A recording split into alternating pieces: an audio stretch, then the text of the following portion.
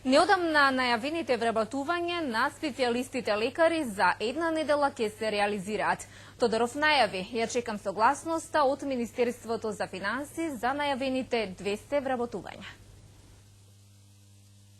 Најавените 200 вработувања на специјалисти во државните болници и амбуланти наскоро треба да се реализираат, откако според најавите на Министерот за здравство ќе добие согласност од Министерството за финанси.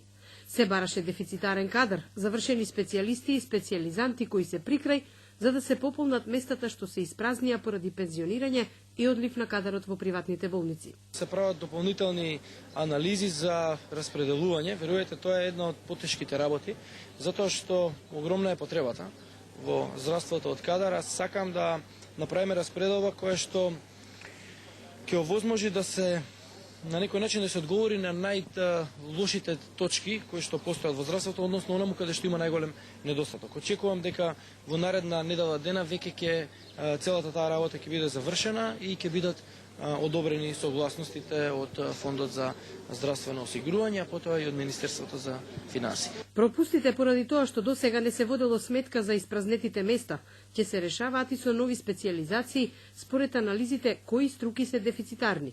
Министерот најави дека ќе одобри 600 нови специјализации за наредниве 5 години. Радиологија, да, има анестезиологија, гинекологија, патологија.